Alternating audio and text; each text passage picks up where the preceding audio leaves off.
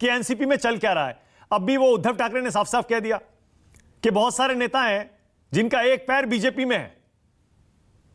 किशोर तिवारी देखो मानक, पहला डिस्क्लेमर लगा देता हूं कि राष्ट्रवादी के इंटरनल मैटर है, इसमें महाविकास आघाड़ी के घटक बोलते हुए शिवसेना का कुछ लेना देना नहीं है। अब दूसरी बात है, शरद पवार जी ये महाविकास आघाड़ी और राष्ट्रीय स्तर पर विपक्षी एकता के लिए आवश्यक है, ये बात मैं जॉइंडर जोड़ रहा हूं।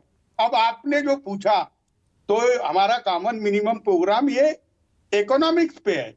हाँ, बेरोजगारी, महंगाई, किसान, और मोदी के बड़े बड़े वादे जुमले, इस पे काउंटर करने के लिए ये कॉमन मिनिमम प्रोग्राम में किताब में क्या लिखा है, या हमारे पार्टी के प्रवक्ता ने उस पार्टी पे नहीं बोलना, ऐसा है ही नहीं ना। मानक, ऐसा कहाँ लिखा हुआ है? मुझे बताइए कि इस पार्टी के प्रवक्ता ने दूसरे पार्टी के घटक पक्ष के पार्टी पे बोलना चाहिए। लेकिन पवार साहब ने जो किताब में लिखा उसको हम गंभीरता से लेंगे और एप्रोप्रिएट टाइम पे उद्धव जी ने बोला मैं जवाब दूंगा।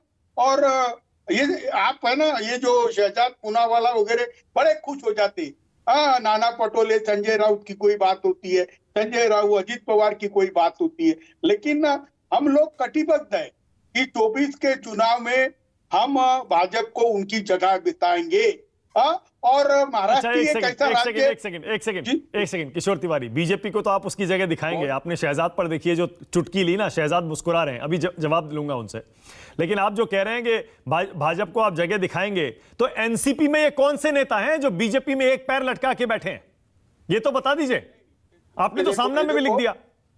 एक मिनट, वो कुछ गलत थोड़ी लिखा है, मैं बता रहा हूं ना। महाराष्ट्र में हम रहते हैं और एनसीपी के 40 नेताओं को प्रताड़ित किया जा रहा है। जैसे शिवसेना के नेताओं को प्रताड़ित किया, ईडी की तकलीफ थी, सीबीआई की तकलीफ थी, एनसीपी की भी तकलीफ थी। मैं अभी बता रहा हूं ना। जैसे मतलब 40 एमएलए हैं क्या? में चले 40 एमएलए? हाँ, क्या बोले? 40 विधायक हैं क्या एनसीपी के? नहीं, एनसीपी के बड़े बड़े नेता है, हसन मुशर्रफ तरीके लोग हैं, कई लोग। कितने एमएलए कितने हैं, विधायक कितने हैं किशोर जी? हाँ, विधायक एमएलए कितने होंगे एनसीपी के जो बीजेपी में एक पैर लटका के बैठे हैं? नहीं, ऐसी देखो, वो न्यूज़पेपर है, न्यूज़पेपर के अंदर तो खबरें आती है, और खबरें आती है तो मानक गुप्ता चर्चा करते हैं, ऐसा थोड़ी होता। अब मैं यहाँ पर टीवी डिबेट में आके नाम गिनाते बैठूंगा तो तुमको, उनको बेचारों को मिलने वाले पैसे नहीं मिलेंगे। अरे आप तो रुकिए। बीजेपी का एकनाथ शिंदे वाला प्रयोग खत्म होने के बाद अब वो दूसरा प्रयोग करने को जा रहे, जिसमें एनसीपी, उनको लगता है कि पहले बार एक बार अपन ने ट्राई किया, लेकिन एनसीपी का कोई भी एमएलए इतने कम समय के लिए इतनी बुरी पार्टी के साथ जो किसी की नहीं होती ऐसी बीजेपी के साथ नहीं जाएगा। मैं अभी बोल रहा हूं कि जो इनकी सभाएं हो रही और जो रिस्पांस मिल रहा, तो मुझे लगता है कम से कम अरे आपने खुद बाकायदा, संजय राउत ने, उद्धव ठाकरे ने, सामना जो कि शिवसेना का यूबीटी का मुखपत्र है उसमें लिख दिया कि शरद पवार ने इस्तीफा इसीलिए दिया क्योंकि अजीत पवार अपने नेताओं को लेकर बीजेपी के साथ जाने की तैयारी कर रहे थे। आपने खुलकर कहा है ये तो। अजीत पवार जी ने, अरे मानक गुप्ता, जो अजीत पवार बोल रहे, चिल्ला के बोल रहे, एफिडेविट पे बोल रहे, तो कुछ चर्चाएं चल रही होगी, तो चर्चाएं बताई। अब उद्धव जी ने कभी कुछ बताया नहीं।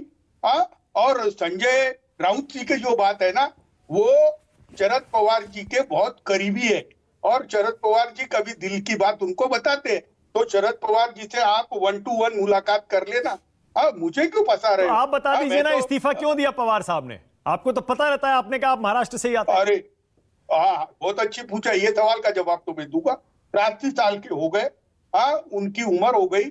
पार्टी के लिए, नए चेहरे के लिए उन्होंने बोला नए लोगों को चांस देना चाहिए, इसके लिए किया। लेकिन ये बीजेपी वालों के वजह से आपने इसे इस तरह रंगाया, नहीं तो ऐसे वक्त नहीं रंगता था। क्योंकि बीजेपी ये जो रीजनल पार्टी या राष्ट्रीय पार्टियों को तोड़ती है, तो ये कहीं एनसीपी को तो नहीं तोड़ रही थी। ऐसा मसाला आपको मिल गया, इसलिए आपने बहुत खबरें चलाई। नहीं तो ये छोटी सी बात है कि उनकी 83 साल की उम्र में वो अपना उत्तराधिकारी देके वो कार्यकारी अध्यक्ष नियुक्त करे, ये प्लान उनका होगा, लेकिन उन्होंने भी कहा कि मैंने सबको विश्वास पे नहीं लिया, इसलिए इतना बवंडर उठा।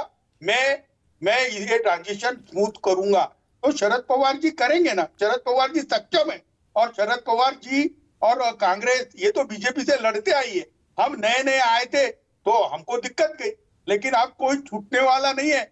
और इतने नर्वस जो मुझे शहजाद दिख रहे हैं, उसका वही कारण है कि महाराष्ट्र में वो गोटी डालने गए थे, पर जमा नहीं उनका बिलकुल जमा नहीं। और वो पुणे के ही है, लेकिन तुमचं काही जमलं नाही हे नक्की आहे। शहजाद